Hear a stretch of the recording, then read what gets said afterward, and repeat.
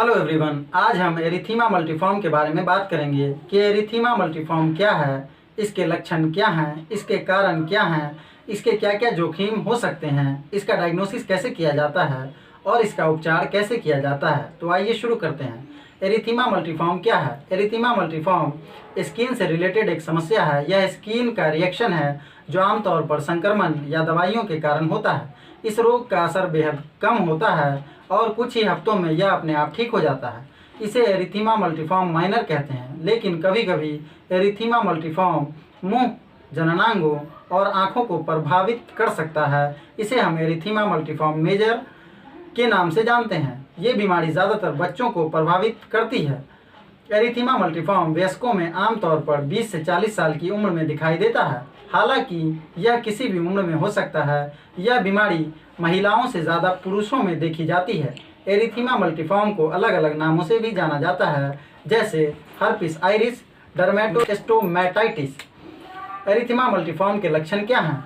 ज़्यादातर लोगों को सिर्फ स्किन पर चकत्ते होते हैं, लेकिन कुछ अन्य लक्षण भी देखने को मिल सकते हैं। चकत्ते एकदम से आते हैं और धीरे धीरे बढ़ते चले जाते हैं। यह बाजुओं, पैरों, शरीर के ऊपरी हिस्से और चेहरे में फैलने से पहले हाथ और पंजों से शुरू होते हैं। चकत्ते छोटे लाल धब्बों से शुरू होते हैं और धीरे धीरे इनका आकार बढ़ता चला जाता है।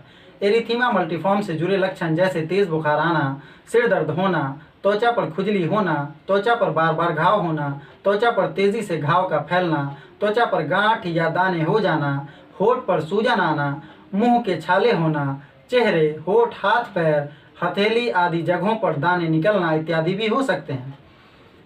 एरिथीमा मल्टीफॉर्म होने के कारण क्या हैं? एरिथीमा मल्टीफॉर्म होने के एग्जैक्ट कारण अभी तक स्पष्ट नहीं हैं, लेकिन कुछ मामलों में इन्फेक्शन या दवाओं के कारण रिएक्शन होने से एरिथीमा मल्टीफॉर्म हो जाता है। एरिथीमा मल्टीफॉर्म संक्रामक बीमारी नहीं है, यानी कि यह व्यक्ति से व्यक्ति में नहीं फैलता है।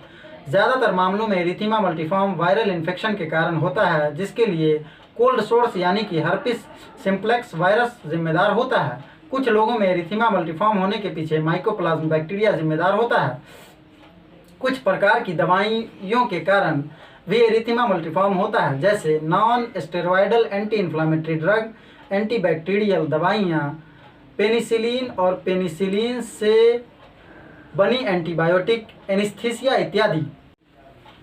एरिथीमा मल्टीफॉर्म के साथ पेशेंट को क्या क्या समस्याएं हो सकती है? सबसे पहले तो आप इस बात का ध्यान रखें कि यह बीमारी छुआछूत से नहीं फैलती है। हालांकि इस बीमारी के गंभीर होने पर बहुत सी परेशानी हो सकती है, जैसे सेप्सिस, स्किन इन्फेक्शन, कुछ स्थिति में स्किन का पूरी तरह से डैमेज हो जाना, आंखें खराब होना, इंटरनल ऑर्गन जैसे लीवर या लंग्स में सूजन होना इत्यादि समस्याओं के साथ साथ अन्य शारीरिक परेशानी हो सकती है। एरिथीमा मल्टीफॉर्म का डायग्नोसिस कैसे किया जाता है? डॉक्टर एरिथीमा मल्टीफॉर्म का पता लगाने के लिए आपके त्वचा की जांच करते हैं। इसके साथ ही आपकी मेडिकल हिस्ट्री की भी जांच करते हैं। इसके अलावा डॉक्टर कुछ टेस्ट भी करा सकते हैं, जैसे निकोल्स्किस साइन, स्किन लेशन बायोप्सी। त्वचा की टिश्यू की जांच माइक्रोस्कोप में की जाती है। हो सकता है कि डॉक्टर आपको चेस्ट एक्सरे के लिए कहें यदि उन्हें माइकोप्लाज्मा निमोनिया की शंका हो। कभी कभी लोग Stevens Johnson syndrome, erythema multiforme और विषाक्त एपिडर्मल नेक्रोलिसिस को लेकर भ्रमित हो जाते हैं, क्योंकि कई बार इन सभी के लक्षण एक जैसे दिखते हैं। एरिथीमा मल्टीफॉर्म का इलाज कैसे होता है?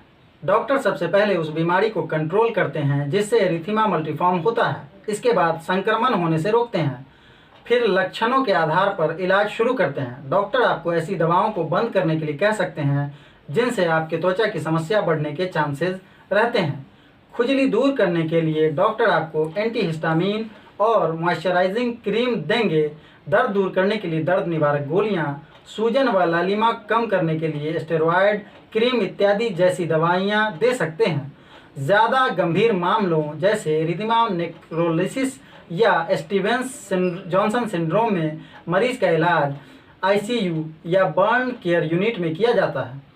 एरिथीमा मल्टीफॉर्म को रोकने के लिए इंट्रावेनस इम्यूनोग्लोबुलिन दिया जाता है।